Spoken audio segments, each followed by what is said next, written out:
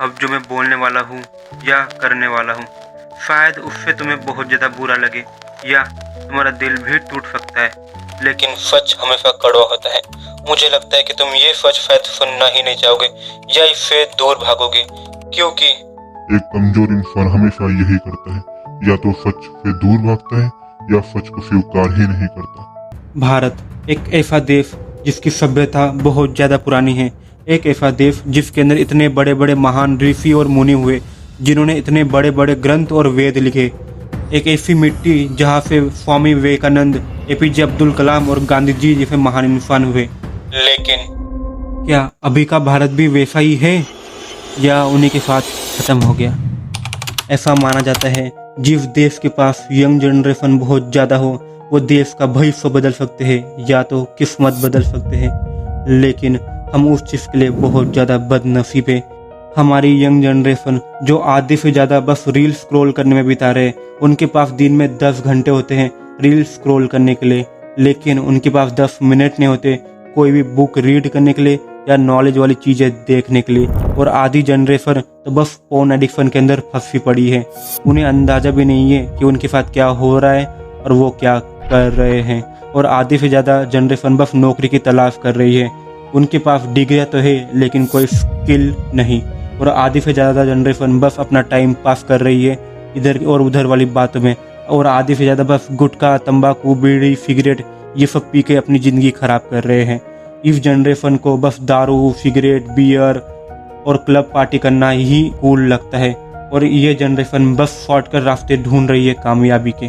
कभी कभी मुझे लगता है क्या पूरी गलती हमारे यूथ की है? तो मैं कभी सोचता हूँ तो नहीं, बिल्कुल भी नहीं, क्योंकि ताली एक हाथ से नहीं बज जाती। मैं तुम्हें एक स्टोरी सुनाता हूँ, तुम समझ जाओगे। ये कहानी शुरू होती है राहुल नाम के लड़की के ऊपर, जो एक आम मिडिल क्लास लड़का था। उसकी ज़िंदगी तैयार हो रही थी नंबरों के पीछे मरने के लिए।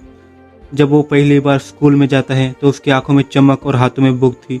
मासूमियत से भरा हुआ राहुल हमेशा सवाल पूछने की एक जिज्ञासा रखता था, लेकिन उससे सिस्टम ने कहा कि चुप रहे और एक जगह पर बैठ।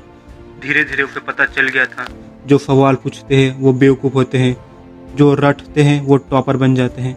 राहुल को धीरे धीरे ये पता चलता है कि यहाँ किताबें तो मोटी हैं लेकिन सोचने की शक्ति वो बहुत छोटी।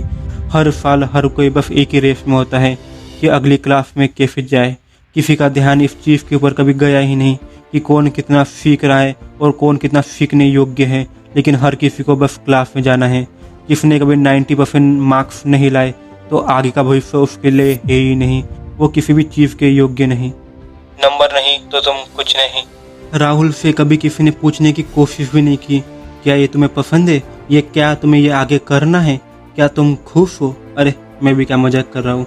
खुश ये शब्द तो हमारे यहाँ एग्जिस्ट ही नहीं करता। हम स्टोरी के अंदर आते हैं। राहुल को मैथ में बिल्कुल भी मज़ा नहीं आता था, लेकिन उससे कहा गया कि तुम्हें मैथ करनी होगी, आगे जाके तुम्हें इंजीनियर या डॉक्टर बनना होगा, नहीं तो हमारी समाज के सामने नाक कट जाएगी। हर जगह बस यही था, जैसे जिंदगी बस 2 डिजिट के नंबरों में फंसी पड़ी थी।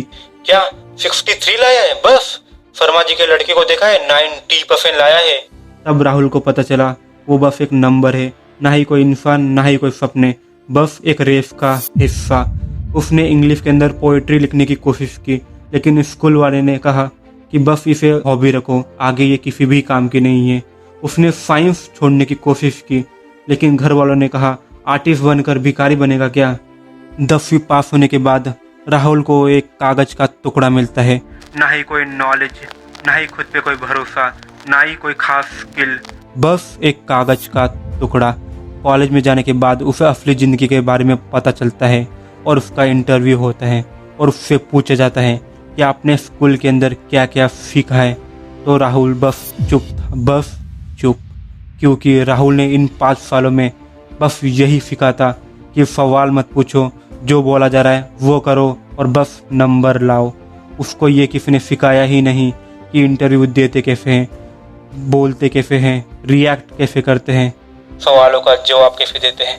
उसे इस कड़वी दुनिया के बारे में ये बताया ही नहीं गया कि दुनिया काम कैसे करती है। राहुल ने पढ़ाई की और उसने ढेर सारी डिग्रियां हासिल की, लेकिन यही उसकी ज़िंदगी की सबसे बड़ी गलतियाँ थी, क्योंकि वो बचपन से लेकर अभी तक बस नंबरों का ही पीछा करता आया था। पढ़ाई खत्म होने के बाद उसने जॉब की तलाश की, हर जगह बस जॉब ढूंढे जा रहा था।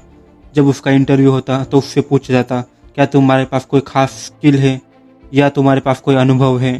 तो राहुल का जवाब बस ना हुआ करता था, क्योंकि उसने बचपन से बस नंबरों का पीछा किया है। राहुल को बचपन से ये सिखाया गया है कि गलतियां नहीं करनी, लेकिन उसे ज़िंदगी ये सिखा रही है कि गलतियों से ही इंसान सीखता है। राहुल अभी किसी कोने के ऊपर बैठकर लिंक क्लिक का प्रोफाइल बना रहा होगा और खुद से सोच रहा होगा, आखिर में हूँ कौन? आखिर में कोई इंसान हो या बस एक डिग्री? उसने सीखा क्या और उसने किया क्या? आखिर वो हमेशा से यही सोचता आया कि उसकी ज़िंदगी कहाँ है और कहाँ गई। उसने शायद कुछ अलग चुनना था, उसने शायद ये नहीं करना था। और अभी जो हुआ शायद उसकी गलती। तुम होशियार हो, शायद ये गलती किसकी थी? क्या वो राहुल था, या फिर समाज, या फिर एजुकेशन सिस्टम? वो तुम्हारी चॉइस है। बस मुझे तुमसे एक चीज चाहिए, एक कमेंट। क्या तुम भी वो राहुल हो? हाँ या ना? यहाँ के लोग जिनका दिमाग खाली और आंखें बंद होती है, ये बस हर एक बात पर लड़ना चाहते हैं, भले वो भाषा हो, संस्कृत हो, मंदिर हो या कुछ और हो। इन्हें ये फर्क नहीं पड़ता कि अगला इंसान कैसा है, लेकिन इन्हें इस बात का फर्क पड़ता है कि अगले वाले इंसान ने हमारी भाषा बोली या नहीं। इन्हें बस भाषा के नाम पे लड़ना है कि हमारी भाषा सबसे महान, ना कि तुम्हारी। तुम्हें यहाँ रहना है तो हमारी भाषा बोलनी होगी, या तुम यहाँ हो तो हमारे धर्म के हिसाब से चलना होगा। इन्हें इस बात का फर्क नहीं पड़ता कि उनका बच्चा स्कूल में क्या सीख रहा है या क्या पढ़ रहा है, लेकिन इन्हें इस बात से फर्क पड़ता है कि किसने टीका लगाया है या किसने टोपी पहनी है। यहाँ लोगों को इस बात से फर्क नहीं पड़ता कि देश में क्या हो रहा है, क्या डेवलप हो रहा है या नहीं हो रहा, या उनके टैक्स के पैसे कहाँ जा रहे हैं और कहाँ इन्वेस्ट हो रहे हैं। लेकिन इन्हें बस एक बात से फ़र्क पड़ता है कि कहाँ मंदिर टूटा है या कहाँ मस्जिद बंधा है। बस ये इन्हीं बातों में उलझे हुए होते हैं। एक ऐसा देश जहाँ के बड़े लोगों के पास भी दिमाग नहीं। इन्हें इस बात से फ़र्क नहीं पड़ता जो न्यूज़ उनके पास आ रही है वो सही है या गलत, लेकिन उन्हें इस बात से फ़र्क पड़ता है कहाँ हिंदू को मारा है या कहाँ मुसलमान को। यहाँ के लोग लड़ाई के चक्कर में इतने ज़्यादा अंधे हो चुके हैं कि इन्हें पता ही नहीं चल पा रहा कि इनका जो अधिकार है उसे धीरे धीरे छीना जा रहा है। यहाँ की जनता ये नहीं देखती कि जो सामने नेता है क्या वो पढ़ा लिखा है या नहीं, क्या उसके पास नॉलेज है, क्या उसकी इतनी औकात है कि वो कुछ कर सकता है। लेकिन उसे वोट फिर भी एक बात से दिया जाता है कि वो हमारे धर्म का है या नहीं। इतनी कमाल की बात है ना, जिस देश के अंदर हर साल इतने सारे लोग भूख की वजह से मर जाते हैं, वो हर एक 5 सालों में एक बहुत बड़ा नाटक आयोजित करता है जिसका नाम है चुनाव, और हम सब देखने वाली ऑडियंस है। इसके अंदर इतने पैसे खर्च होते हैं जितना तुम सोच भी नहीं सकते, और बहुत बड़ी बड़ी रैलियाँ निकलती है। नेता लोग लाल कालीन के ऊपर चलते हैं और गरीब नंगे पैर लाइन में खड़ा होता है 2 वक्त की रोटी के लिए।